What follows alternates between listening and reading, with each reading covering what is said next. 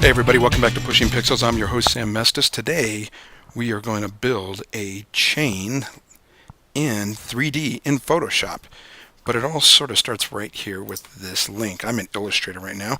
I built this this link. It's minus a center. This is what a chain link looks like, kind of. Anyway, I'm going to copy it. Copy, Command C, and then bump over to Photoshop. I have set up a document here that is 16 inches by 16 inches by 100 DPI inches. Alrighty, there we go. We're going to work on that. I'm going to Command V and paste in my chain link from Illustrator. I'm going to use pixels to do that. And there it is. There's our chain link. Awesome. I am going to click and accept that in place. Great. Now we need to extrude this. And you can see there's the link. It's all by itself. It's missing the center. And on the chain link, I'm going to put link 1, just so I know what it is. And I am going to drag out my, where's my 3D window here? There's my 3D window and my properties. I'm also going to drag that out as well. I want to need those. Alright, so with our link selected, I'm going to go to selected layer in my 3D palette, 3D extrusion, and hit create. And you'll see it's going to make my extrusion. Let me move the camera here. I'm going to click on current view, and I'm going to use the orbit tool right there, first one in the 3D tools. I'm going to orbit, and you can see it's got a lot of length. So I'm going to click on link 1 here in my 3D palette and change my extrusion to 0. And there you go. That's exactly what I'm looking for, because we're gonna bevel this front face and this back face and make it look rounded, just like a chain. I'm going to rotate a little bit so you can see when it happens. Alright, so with our link selected now, and like I said, extrusion set to 0, I'm going to go up to the third tab here on the properties. Make sure your model, your link is checked here. Go to the third bevel tool right here, and then where it says sides, you need to hit front and back, because we're going to affect both the front and the back of this, because there really is two faces. They're just rammed up against each other. Alright, so let's change our angle to 90, and we're going to crank our strength up, and you'll see it's starting to get bloated. That's probably the best way to put it. And I'm going to set mine, I think I set mine to 20-ish. Ballpark. 20-ish, somewhere around there. Alright, and you can see now we have a chain. I'm going to go to current view. If I pan around, you can see we have a round tube length. And not too bad, actually. It looks pretty good. Alright, so chrome is, chains are chrome, at least this one's going to be. So we need to chrome this. So we're only going to work on the front and back faces, because that's really all we're dealing with. There is no extrusion. So I'm going to click on my link again here and go to front inflation face, that guy right there. Click on the diffuse color tab. It's gray right now. We're going to change that to black. Alright. Crank our shine all the way up to 100 and get our reflection, say 80-ish. Alright, you can already see it's starting to reflect, because we're looking at the front. Now let's do the same thing to the back face. So click on back inflation material. Click on the color swatch, change it to black on the diffuse, commit to that, shine to 100, reflection to 80-ish. Alright, we are done now. I'm going to go back to current view and orbit around my model a bit so you can see that it is reflecting. Alright, but I don't want to reflect that. I want to reflect something completely different. So let's go up to environment. We're going to change our IBL, our lighting system, what is lighting our model.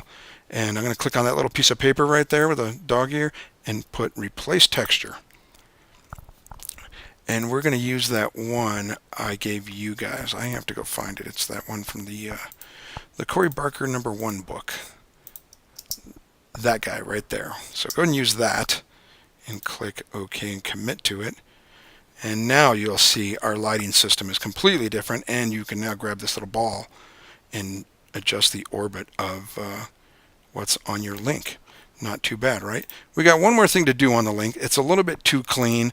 I want this link to look as though it's been drug around a little bit. It's been beat up. And the way to do that is to add a bump map. And we need to add a bump map to the front and the back again. So if you go to the front inflation one more time in the 3D palette, Where it says bump down here, click the little folder on the right side there and put load texture.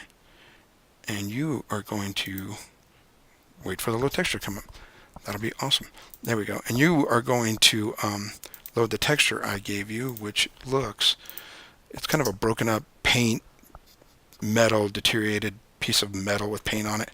That's the one we're using as our bump. And when I click OK, you're going to notice your chain got instantly kind of bumpy. It's set at 10 by default. We're going to drag this thing down to probably closer to 2. There you go. And now you can see it's kind of dented and jagged. We have to do the same thing to the back link, back inflation material, same deal.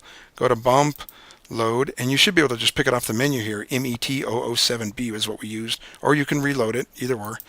I'm just going to click on that, and I'm again set the bump down to about 2. Not 1, 2. It doesn't want to take that. There it goes, 2. All right, there we go. And our link is now done. I'm going to move my model here. I'm going to use this little, the third tool over here.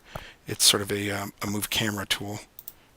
So I'm going to click on the current view and move and get that over there a little bit. Perfect. I'm also going to change my background layer to black. Just invert, Command I. Great. All right, now we can do a lot of things with this link. We can make a chain, and that's what we're going to do. So here's what you do. We have link 1. It's all done. What you can do now is duplicate these models inside your space here. So I'm going to duplicate my link, duplicate object. It's going to make a link 1 copy, point 1. I'm going to change that to link 2. Now you can't see the second link yet because they're occupying, both links are occupying the exact same space. So in fact, before I even do that, I'm going to rotate my my link a little bit. So I'm going to grab the little handles, the little widget here on my first link, and I'm going to turn it a little bit because I want to start having the chain lie down a little bit, maybe. Okay, something like that, and maybe that. All right, I'm going to turn my new link on, the one I made, and I'm going to grab, not that, second link. Come on, there you go. I'm going to sort of move it into position here and rotate it a little bit. Right, maybe even rotate it too far this way. How about that? Okay, and just drag it with the widget over. You got these little arrow tips right here. Okay, so let's say let's duplicate link 2. I'm just going to right click, duplicate object. I'm going to change the one now to link 3, the new one, link 3, so I can keep track. And with link 3 selected, I'm going to drag over and readjust things a bit. Okay, just move things so you can see how that looks. All right, and maybe I'm going to take, I'm going to duplicate link 2 again. How about that? Duplicate object. And I'm going to change it to link 4. There it is. Link 4. Okay, and I'm going to drag my new link now over and get it all lined up. Just keep working with the widget.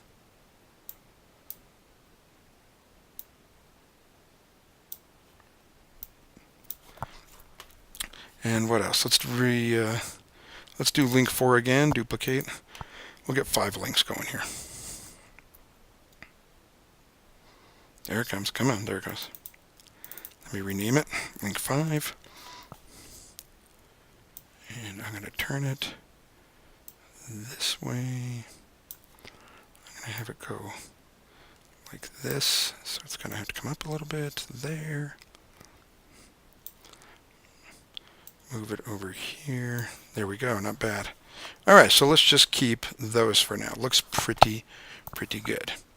All right, so the next thing I'm going to do is change my current view because it's pretty flat. I want to make something a little bit more dramatic. So let's say that looks pretty good. I want a link coming towards the camera. And with my current view selected, I'm going to change the focal length. It says 67, which I don't know where I got that. I want to change it to 16.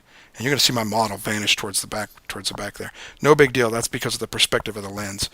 We can fix that. With current view set, it's the fourth icon up here. This guy, that's three-dimensional arrows, and if you just pull it towards you, it'll start to pull it in there. I'll use this one and move it up a little bit and readjust. And now you can see the focal length is really affecting how the chain looks. I mean, it's a very wide lens, so it's looking long here.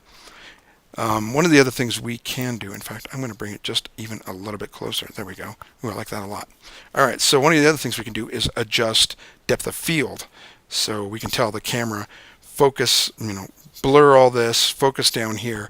So I'm going to change my depth, and I'm not even going to change it too much. And you can already see it's getting blurry up front.